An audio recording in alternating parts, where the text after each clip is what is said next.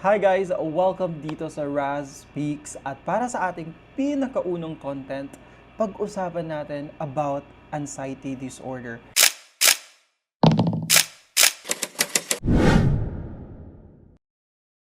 FYI, disclaimer lamang, hindi po ako nurse, hindi po ako doktor, lahat po ng sasabihin ko dito sa video na ito are all about my personal experiences. Dahil kung hindi nyo maitatanong, na-diagnose ako ng anxiety disorder like 10 years ago. Kaya gusto ko i-share sa inyo yung mga na-experience ko at mga na-experience ko hanggang sa mga panahong ito na 35 years old na ako. Hindi ko na ikakaila kung ano yung edad ko. I'm 35 years old. Alam ko, makakatulong tong video na to doon sa mga tao na may pinagdadaanan sa buhay nila. Kaya dapat matapos mo tong video na to guys hanggang sa pinakadulo dahil ibibigay ko sa inyo yung mga tips ko how to overcome your anxiety. Of course, ibibigay ko din sa inyo yung mga para sa akin, symptoms or yung mga signs na baka meron kang anxiety disorder. Pero ulitin ko, FYI, ang pinaka-the best pa rin guys na way para malaman ninyo kung meron kayong anxiety disorder ay magpakonsulta sa inyong doktor. Dahil hindi po ako doktor, mga personal experience ko lang po ito. So dun tayo guys sa mga possible symptoms na baka meron kayong anxiety disorder. Dalawa yan guys, physical at saka emotional. Naranasan nyo na ba yung kahit hindi naman kayo yung dapat natatawagin, pero kayo yung kinakabahan, yung bigla na lang kumakabog yung dibdib mo, tapos pinagpapawisan ka, nanginginig ka, natatakot ka, nang hindi mo alam, baka meron kang anxiety disorder. Emotionally naman guys, naranasan mo na ba yung natatakot ka, nag-aalala ka, nang hindi mo alam kung saan yung pinanggagalingan ng takot na nararamdaman mo? Baka may anxiety disorder ka. At eto yung mga tips na pwede kong ibigay sa'yo para ma-overcome mo yung anxiety disorder na nararamdaman mo. Unang-una, iwasan mong mag-Google. Yan din yung problema ko sa sarili ko dahil every time na meron akong nararamdaman, nakikita sa katawan ko or mga nararamdaman sa katawan ko, lagi akong pumupunta kay Dr. Google. Hindi po lahat ng nakikita ninyo online ay totoo. The more na nagbabasa kayo online, the more na nai-stress kayo, the more na nagkakaroon kayo ng anxiety. Kaya kung meron kayong nararamdaman sa sarili ninyo at sa tingin ninyo hindi gumagaling, mas maigi na magpakonsulta kayo sa doktor para ma-explain nila sa inyo ng maayos ano ba yung nangyayari sa inyo.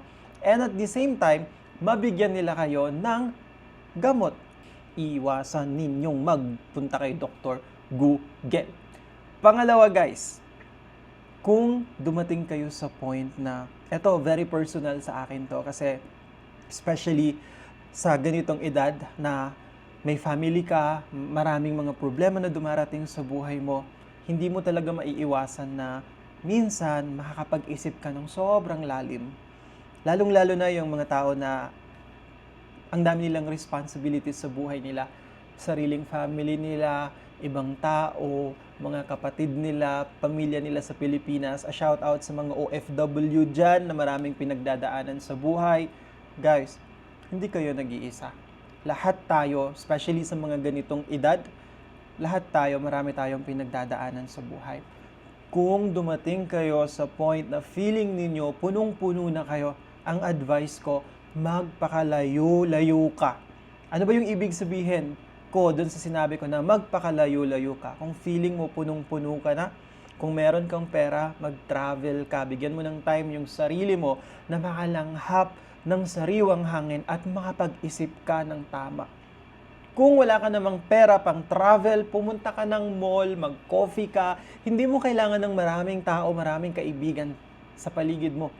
Kahit sarili mo lang, pumunta ka sa isang lugar na kung saan makakahinga ka ng maayos, makakapaglakad-lakad ka, makapag-isip ka ng tama. Yun yung tinatawag ko sa sarili ko na recharge, para ma-recharge yung sarili mo at ma-recharge yung utak mo para makabalik ka sa track mo. Sabi nga nila, to keep you back on track. Kailangan mo yon sa sarili mo.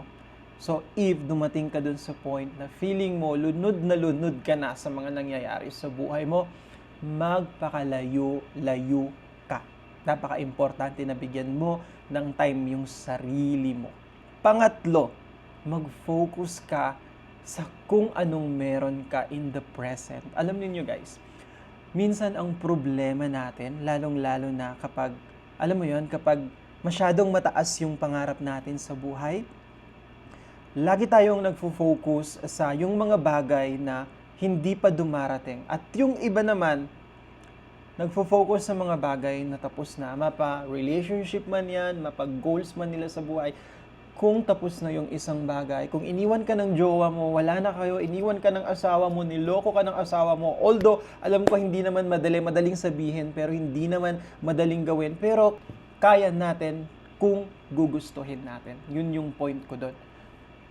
Iwanan mo na yung mga bagay na tapos na. Huwag mong masyadong alalahanin yung mga bagay na hindi pa dumarating. Alam mo kung ano yung pwede mong gawin? Mag-focus ka sa kung anong meron ka sa kasalukuyan, in the present.